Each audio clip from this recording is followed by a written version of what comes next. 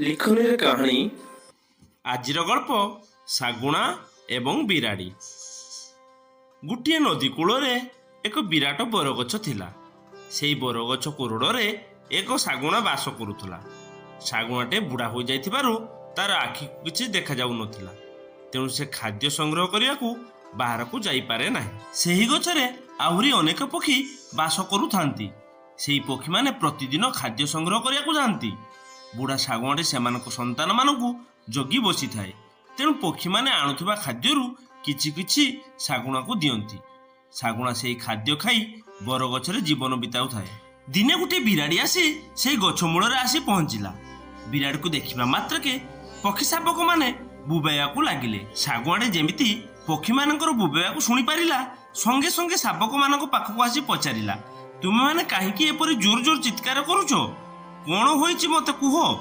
ପକ୍ଷୀ ଶାବକମାନେ ବିରାଡ଼ି ଆଡ଼କୁ ଚାହିଁ ବୋବେଇବାକୁ ଲାଗିଲେ। ଶାଗୁଣା ବିରାଡ଼ିକୁ ଦେଖି କହିଲା, ଭାଇ ତୁମେ କିଏ?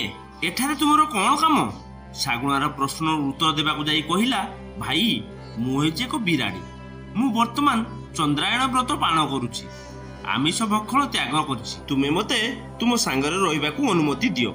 ମୁଁ ତୁମ ନିକଟରେ ଆଶ୍ରୟ ପାଇଁ ପ୍ରାର୍ଥନା କରୁଛି। ତୁମେ ଯଦି ଆଶ୍ରୟ ନ ଦିଅ ତାହେଲେ ତୁମେ ଅତିଥିଙ୍କୁ ଅବମାନନା କରିବା ପାପରେ ଭାଗି ହେବ। ଅତିଥି ସେବା ହେଉଛି ଭଗବାନଙ୍କ ସେବା। ଅତିଥି ଜଣକ ଶତ୍ରୁ ହେଲେ ମଧ୍ୟ ତାଙ୍କର ସେବା କରିବା ଆବଶ୍ୟକ। ଜଣେ ଉଚ୍ଚ ଜାତିର ବ୍ୟକ୍ତି ଘରକୁ ନିଚ ଜାତିର ବ୍ୟକ୍ତି ଅତିଥି ରୂପେ ଗଲେ ମଧ୍ୟ ତାଙ୍କର ଉପଯୁକ୍ତ ସତ୍କାର କରାଯାଏ। ତୁମେ ମୋ କଥାରେ ଏକମତ କି? ବିରାଡ଼ିର ତତ୍ତ୍ୱପୂର୍ଣ୍ଣ କଥା ଶାଗୁଣାର ହୃଦୟକୁ ତରଳାଇ ଦେଲା। ଶାଗୁଣା କହିଲା, ଏଇ ବଟ ବୃକ୍ଷରେ ଛୋଟ ଛୋଟ ପକ୍ଷୀ ଶାବକମାନେ ବାସ କରୁଛନ୍ତି।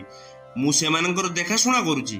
ତୁମେ ଯଦି ମୋ ବିଶ୍ୱାସରେ କେବେ ବିଷ ଦିଅ ତାହେଲେ ଭଗବାନଙ୍କ ପାଖରେ ତୁମେ ହିଁ ଦୋଷୀ ହେବ।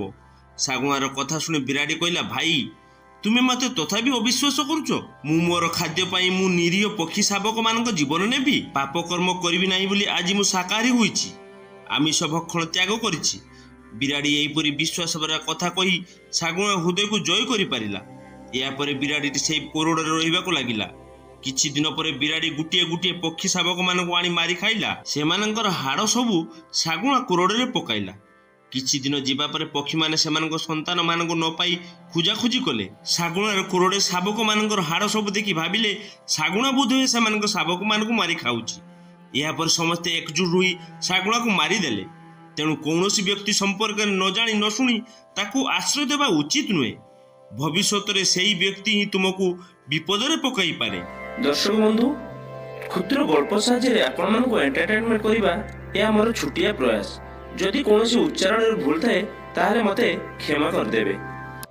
ଲେଖନୀରେ କାହାଣୀ ଗଳ୍ପଟି ଆପଣମାନଙ୍କୁ ଭଲ ଲାଗିଥିଲେ ଭିଡ଼ିଓଟିକୁ ଲାଇକ୍ କରିଦିଅନ୍ତୁ, ସେୟାର କରିଦିଅନ୍ତୁ ଏବଂ ଗଳ୍ପଟି ଭଲ ଲାଗିଥିଲେ କିମ୍ବା ଖରାପ ଲାଗିଥିଲେ ଆପଣମାନେ କମେଣ୍ଟ ଦ୍ୱାରା ଆମକୁ ଜଣାନ୍ତୁ। ଆପଣମାନଙ୍କର କମେଣ୍ଟ ଆମ ପାଇଁ ବହୁତ ଗୁରୁତ୍ୱପୂର୍ଣ୍ଣ।